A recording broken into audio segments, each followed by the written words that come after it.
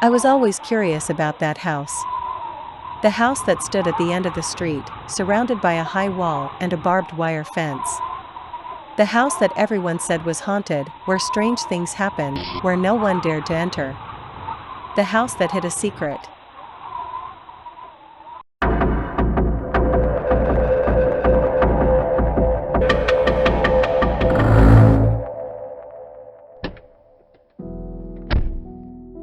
I moved into the house on a Friday night. I brought only a suitcase with some clothes, a laptop, a camera, and a recorder. I didn't intend to stay long, just a week, enough to explore the house and collect evidence. I wasn't afraid of what I might find, I was only excited. My name is Laura, and I'm a journalist for a mystery magazine. I always liked to investigate supernatural cases, to seek the truth behind the unexplainable phenomena.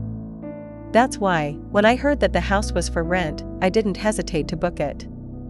I wanted to find out what was hiding in that house, and write a sensational article about it. The house was old, two-story, with a brick facade and wooden windows. The front door was locked, but I had the key that the landlord gave me. I opened the door and entered the house. The interior was dark and dusty, with old furniture and broken objects. There was a smell of mold and something else, something that I couldn't identify. I turned on the light of my cell phone and looked for a switch. I found one on the wall, but when I pressed it, nothing happened. The electricity must have been cut off. Wait! What is this? Was it my imagination?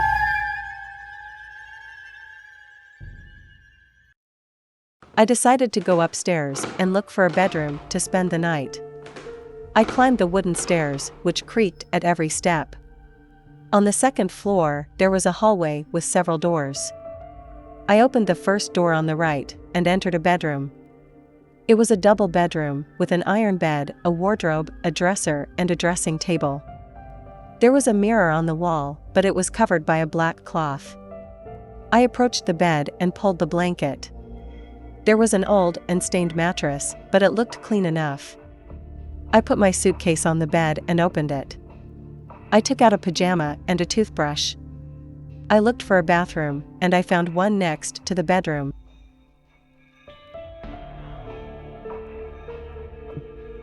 It was a small bathroom with a sink, a toilet, and a shower. I turned on the faucet, but there was no water. The water must have been cut off too. I decided to leave the brushing for later, and changed. I lay down on the bed and tried to sleep. Okay, everything works. Now I can sleep peacefully.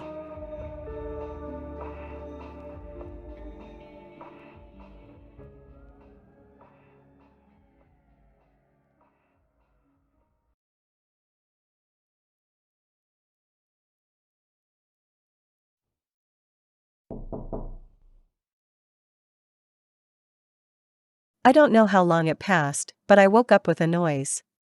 It was a sound of knocks, as if someone was knocking on the door. I got up and looked out the window. There was no one on the street or in front of the house. I thought it might be the wind or some animal. I lay down again and tried to sleep. But the noise continued. Louder knocks, faster, more insistent. I got up again and went to the bedroom door. I opened the door and looked down the hallway. There was no one there, only silence. I left the bedroom and went to the stairs. I went down the steps, following the sound of the knocks. They came from the front door. I got to the door and looked through the peephole. There was no one there, only the darkness of the night. I wondered who could be knocking on the door, and why. I decided to open the door and see. I turned the knob and pulled the door. It opened with a squeak, and I faced a scene that left me breathless. In front of the house, there was a black car with the lights on. Inside the car, there was a couple. A man and a woman. They were dead. They were covered in blood. And they looked at me with wide eyes, as if they recognized me. I was paralyzed, not knowing what to do. I didn't know who those dead were, or what they wanted from me. I didn't know if they were real, or if I was having a hallucination. I didn't know if I was in danger, or if I was crazy. I only knew that I had to get out of there. I let go of the door and ran into the house. I entered the bedroom and grabbed my suitcase. I threw everything inside and left the bedroom. I went down the stairs again without looking back. I left the house and ran to the street.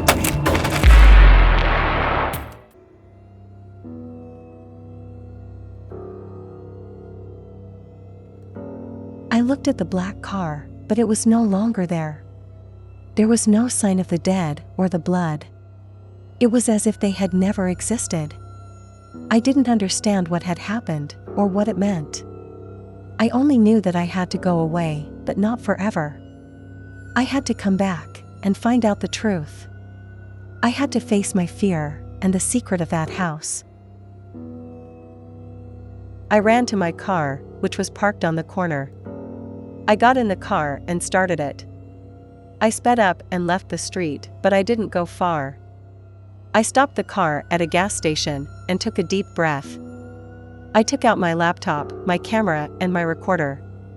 I reviewed the evidence that I had collected in the house. I had taken pictures, recorded audios, and noted observations. I had enough material to write a sensational article, but I wasn't satisfied.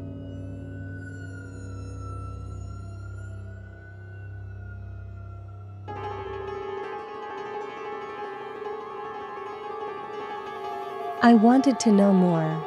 I wanted to know everything.